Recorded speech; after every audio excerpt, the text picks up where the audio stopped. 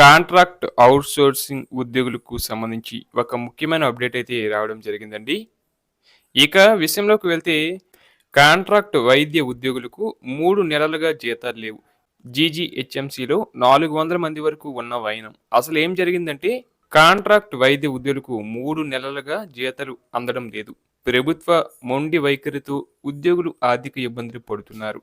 జీతాలు చెల్లించకపోవడంపై అధికారులను అడుగుతుంటే వారు ఏవేవో కారణాలు చెబుతున్నారని, గట్టిగా అడిగితే తమ చేతుల్లో ఏమీ లేదంటున్నారని పలువురు ఉద్యోగులు ఆవేదన వ్యక్తం చేస్తున్నారు. ఒక నెలలో 4 రోజులు జీతం ఆలస్యమైతేనే ఇబ్బందని, అలాంటిది మార్చి, ఏప్రిల్, మే నెలలకు సంబంధించి జీతాలు రావడం లేదని, మేమేం అవస్థలు పడుతున్నామో అధికారులకు ఏం తెలుసని పలువురు వాపోతున్నారు.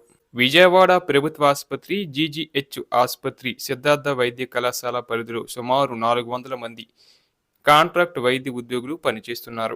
వారిలో 250 మంది వరకు స్టాఫ్ నర్సులు ఉండగా, మిగిలిన వారు ఆఫీసు సిబ్బంది, డేటా ఎంట్రీ ఆపరేటర్లు, పారామెడికల్ సిబ్బంది, టెక్నీషియన్లు, అడ్మినిస్ట్రేటర్లు ఇలా అనేక విభాగాల్లో పనిచేస్తున్నారు. వీరిలో కొందరు 10 ఏళ్లకు పైగా పనిచేస్తుండగా, మరికొందరు 5 ఏళ్లుగా పనిచేస్తున్నారు.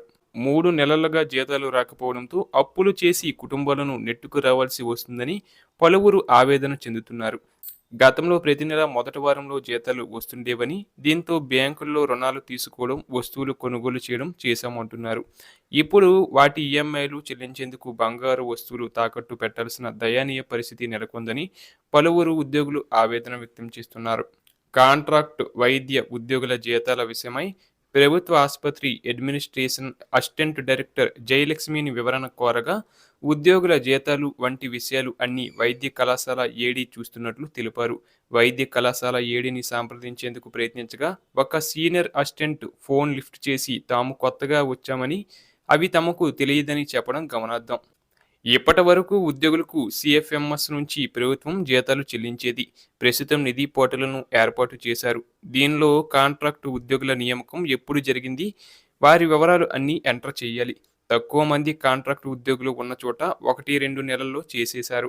ఎక్కువ మంది ఉద్యోగులు ఉన్న వైద్య శాఖలో నిధి పోర్టల్లో డేటా ఎంటర్ చేయడం జాప్యం జరుగుతుందని చెబుతున్నారు. దీంతో కాంట్రాక్టు ఉద్యోగులకు జీతాలు అందని పరిస్థితి నెలకొంది.